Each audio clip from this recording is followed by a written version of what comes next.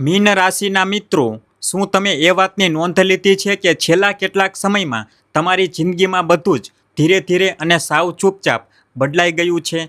કોઈ મોટો ધમાકો પણ નથી થયો, પણ અંદરને અંદર કંઈક તૂટી ગયું છે. પહેલાં જે વસ્તુઓ વગર તમે રહી શકતા ન હતા, આજે એ જ વસ્તુઓ પરથી તમારું મન ઉઠી ગયું છે. પહેલાં લોકો તમને બહુ અગત્યના લાગતા હતા, પણ હવે તમને પોતાની શક્તિ બચાવવી વધારે જરૂરી લાગે છે. પહેલાં તમે લાગણીઓમાં તણાઈને ફેસલા લેતા હતા, પણ હવે વાસ્તવિકતા તમને વ્યવહારુ અને સમજદાર બનાવવા માટે મજબૂર કરી રહી છે. અને આનું કારણ માત્ર સાદાસાતી નથી, પણ એક બહુ જ ઊંડું કુદરતી ચક્ર ચાલી રહ્યું છે.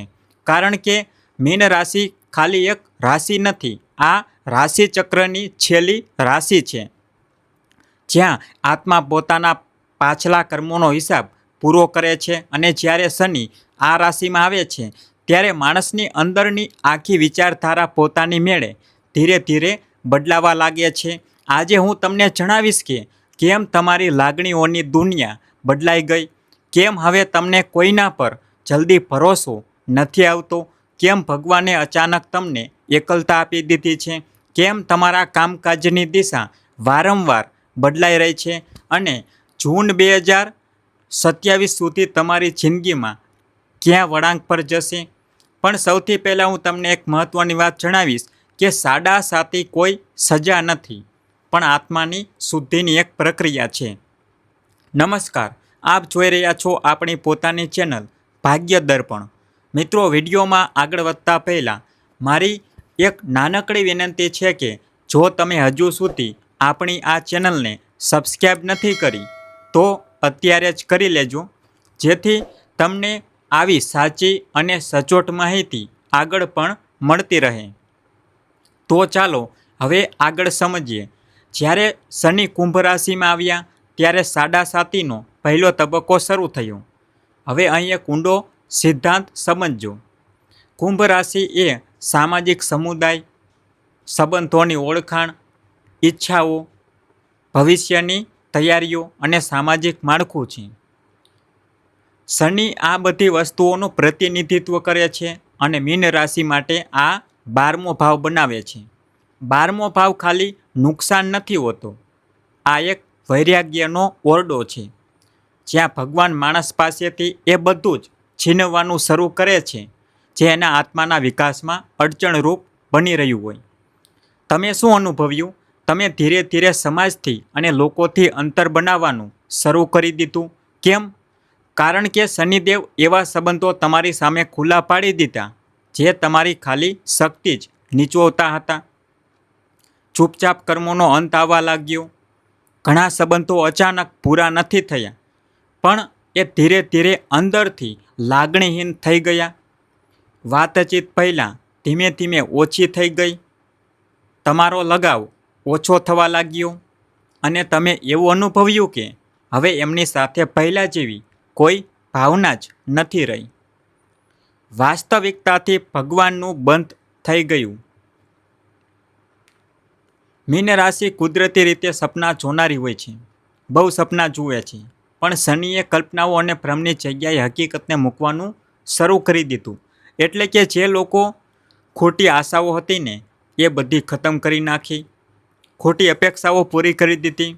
બીજા લોકો પર જે લાગણીઓનો આધાર હતો એ ખતમ કરી નાખ્યો. જ્યારે શનિ 12મા ભાવમાંથી પસાર થાય છે, ત્યારે તમારા અજ્ઞાત કર્મો અને જૂના સંસ્કારો જાગૃત થઈ જાય છે. એટલે જ જૂના લોકો તમારી જિંદગીમાં પાછા આવવા લાગ્યા.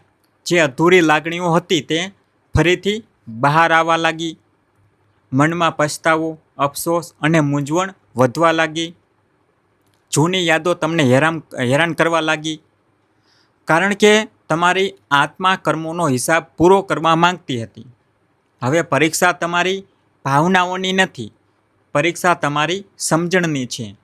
અત્યારે હાલના સમયમાં શનિ સીધા મીન રાશિમાં જ બેઠા છે, એટલે કે તમારી ભાવનાત્મક ઓળખ પર જ બેઠા છે.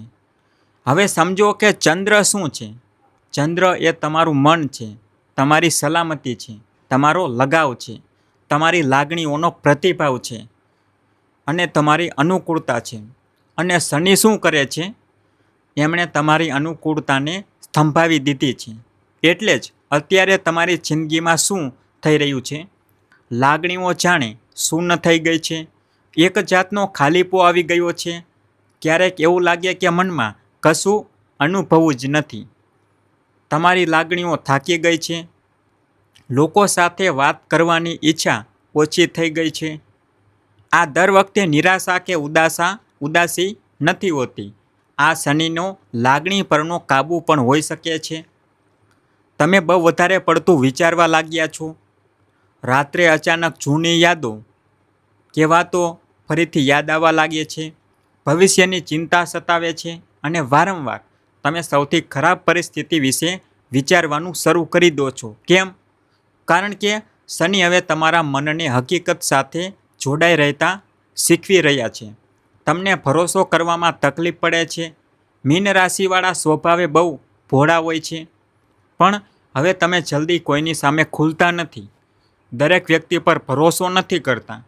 પહેલાં કરી લેતા હતા, પણ હવે નથી કરતા. તમે પોતાની શક્તિ અને ઉર્જા બચાવતા શીખી રહ્યા છો. અને આ જ શનિની સાચી સમજદારી છે. સૌથી મોટો ફેરફાર શું થાય છે? આધ્યાત્મિક પરિવર્તન. હવે અહીં એક બહુ ઊંડી વાત છે, એ જરા સમજજો. મીન રાશિ એ ગુરુની એટલે કે બૃહસ્પતિની રાશિ છે. એટલે જ જ્યારે શનિ અહીં આવે છે ત્યારે દુઃખ ખાલી ભૌતિક નથી રહેતું, એ આધ્યાત્મિક પરિવર્તન બની જાય છે. એ જ કારણ છે કે જ્યોતિષ વિદ્યા તરફ તમારો રસ વધ્યો છે. તમને ધ્યાનમાં પણ રસ પડવા લાગ્યો છે.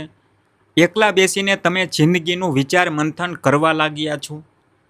અને ભગવાન સાથેનો તમારો આંતરિક સંબંધ પહેલાં કરતાં વધુ મજબૂત બની ગયો છે.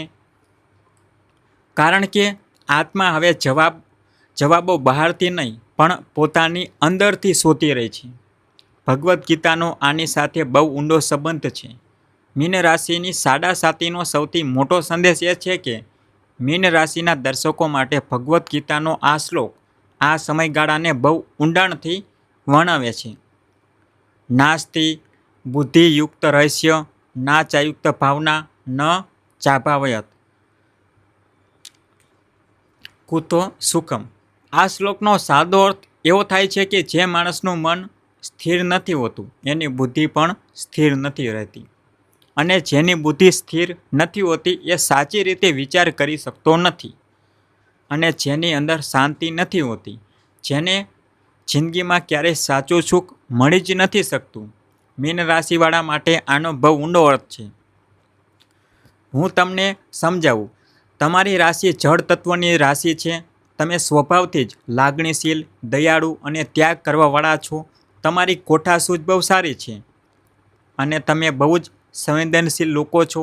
પણ આ જે સંવેદનશીલતા છે ને, એ ઘણીવાર વધારે પડતું વિચારવામાં, લાગણીઓના આધારે જીવવામાં, વાસ્તવિકતાથી ભાગવામાં, ભ્રમમાં અને પોતાની જ અવગણના કરવામાં બદલાઈ જાય છે.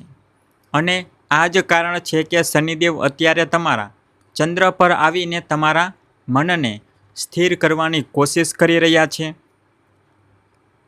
તમારા મનમાં જે સ્થિરતા નથી, એ સ્થિરતા આપવાનો પ્રયાસ કરી રહ્યા છે. શનિ અત્યારે તમને શું શીખવી રહ્યા છે? પહેલાં તમે તમારા મૂડ પ્રમાણે ફેસલા લેતા હતા. તમને લાગણીઓ હકીકત કરતાં મોટી લાગતી હતી. તમને લોકોની મંજૂરીની જરૂરી પડતી હતી. એકલતા તમને ડરાવતી હતી. પણ હવે શનિ તમને મજબૂર કરી રહ્યા છે કે તમે લાગણીની રીતે સમજદાર બનો. હકીકતનો સ્વીકાર કરો. શાંતિ અને એકાંતમાં પણ ખુશ રહેતા શીખો. આંતરિક શાંતિ મેળવવા માટે આ સૌથી જૂની જરૂરી મુદ્દો છે. કારણ કે શનિ જાણે છે કે જો મન અસ્થિર રહેશે તો સંબંધો પણ અસ્થિર રહેશે, પૈસા ટકા પણ અસ્થિર રહેશે, કામકાજ પણ અસ્થિર રહેશે અને તમારી આધ્યાત્મિકતા પણ અસ્થિર રહેશે. આનો સાચો ઉપયોગ શું છે? મીન રાશિવાળા, આ સાડાસાતીને એકદમ શાંતિથી પાર કરવા માટે તમારે શનિના 5 વ્યવહારુ પાઠ અપનાવવા પડશે. પહેલો એ છે કે દરેક વાતમાં તરત પ્રતિભાવ આપવાનું ઓછું કરવું. દરેક વાત પર તરત જવાબ આપવાની જરૂર નથી. શનિ શાંતિથી જવાબ આપતા શીખવે છે, ઉતાવળો પ્રતિભાવ નહીં. અને જ્યારે મગજ શાંત હોય છે ત્યારે જ સાચો નિર્ણય લઈ શકાય છે. બીજું, એકાંતથી ભાગો નહીં. એકલતા એ કોઈ સજા નથી. આ તમારા આત્માના નવનિર્માણનો સમય છે. આત્મા ફરીથી ઘડાઈ રહ્યો છે અને આ જ શાંતિ તમને ભવિષ્યમાં રસ્તો સાફ દેખાડશે. ત્રીજું, તમારી દિનચર્યા મુજબ મજબૂત બનાવો. શનિ એ શિસ્તના ગ્રહ છે, એટલે તમારો સૂવાનો સમય નક્કી કરો, ઉઠવા માટેનો સમય નક્કી કરો, ધ્યાન કરો, સૂર્યને જળ ચડાવો, મોબાઈલ અને ટીવીથી થોડી દૂરી બનાવો. આ બધા બહુ સચોટ ઉપાયો છે. ચોથું, તમારી ઉર્જાનું રક્ષણ કરતા શીખો. દરેક વ્યક્તિને તમારી જિંદગીમાં દખલગીરી ના કરવા દો. શનિ અત્યારે તમારી આસપાસના જે ખોટા સંબંધો છે એને પહેલેથી જ દૂર કરી રહ્યા છે. નકામા લોકો ટકશે જ નહીં. પાંચમું, આધ્યાત્મિકતાને વ્યવહારુ બનાવો. ખાલી લાગણીઓવાળી ભક્તિ ના કરો, પણ શિસ્ત લાવો. પોતાની પર કાબૂ રાખો. કર્મોની શુદ્ધિ અને નિયમિતતા આ જ આ સમયની સાચી આધ્યાત્મિકતા છે. મીન રાશિના મિત્રો, શનિ અત્યારે તમારી જિંદગીમાંથી સુખ છીનવી નથી રહ્યા. એ તમને એવું મન આપવા માંગે છે જેને કોઈ પણ સંજોગોમાં કોઈ હલાવી ના શકે. અને જ્યારે મન સ્થિર થઈ જાય છે ને, ત્યારે જ સાચું સુખ, સાચી શાંતિ અને સાચી આધ્યાત્મિક જાગૃતિ શરૂ થાય છે. હવે એક બહુ જ અગત્યના સવાલ પર આવીએ કે આવનારો સમય જૂન 2027 સુધી કેવો રહેશે. અત્યારે લગભગ 1 વર્ષ છે. હવે તમારા કર્મોનો નવનિર્માણનો તબક્કો શરૂ થશે. કામકાજના નવનિર્માણનો સમય આવશે. 2026નો જે બીજો ભાગ છે જે હવે શરૂ થશે, એમાં તમારા ધંધા રોજગારમાં વધુ સ્પષ્ટતા આવશે. તમને એક નવી દિશા મળશે. તમારી અંદર છુપાયેલી કોઈને કોઈ આવડત જાગી શકે છે. ઓનલાઈન કે ઘરેથી કામ કરવાની તકો મળી શકે છે, વધી શકે છે. સલાહ આપવાનું કામ, હિલિંગ, આધ્યાત્મિકતા, કાઉન્સેલિંગ કે શિક્ષણ જેવા ક્ષેત્રોમાં તમારી પ્રગતિ થઈ શકે છે અને તમારું કામ વધી શકે છે. પ્રગતિ ધીમી હશે, પણ શનિ તમને રાતોરાત સફળતા નથી આપતા. એક કાયમી સફળતા આપે છે અને માણસને ઘડે છે. તમારું આર્થિક માળખું બદલાશે. હવે પૈસા ધીમે ધીમે તમારી પાસે શિસ્ત માંગશે. તમે નકામા ખર્ચા બંધ કરો, સ્થિરતા પર ધ્યાન આપો, દૂરનું વિચારતા શીખો અને અહીં જ ભવિષ્યની સંપત્તિનો પાયો નખાશે જે તમને કામ આવશે. સંબંધોની હકીકત તમારી સામે આવશે. 2026-27માં કર્મો સાથે જોડાયેલા કેટલાક સંબંધો તૂટી પડશે. જે લોકો ભાવનાત્મક રીતે તમારી સાથે નથી, એવા નકામા લોકો તમારાથી દૂર થઈ જશે. પણ જે સમજદાર સંબંધો હશે ને, એ તમારા હજી વધુ મજબૂત બનશે. તમને ખાલી ખેંચાણ નહીં, પણ સ્થિરતા વધુ જરૂરી લાગશે અને સમજદાર લોકો તમને વધારે ગમશે. સ્વાસ્થ્ય માટે એક ચેતવણી છે કે આ સમયગાળામાં તમારી ઊંઘ ખરાબ થઈ શકે છે. થોડી ગભરામણ કે ચિંતા વધી શકે છે. શરીરમાં પાણી ભરાવું, અંતઃસ્ત્રાવોનું અસંતુલન કે માનસિક થાક જેવી તકલીફો થોડી થઈ શકે છે. એટલે જ ધ્યાન કરો. જમીન સાથે જોડાયેલા રહેવાની આદત પાડો. સૂર્યને અધ્ય આપો. મોબાઈલથી દૂરી રાખો. આ તમારા માટે બહુ જરૂરી છે.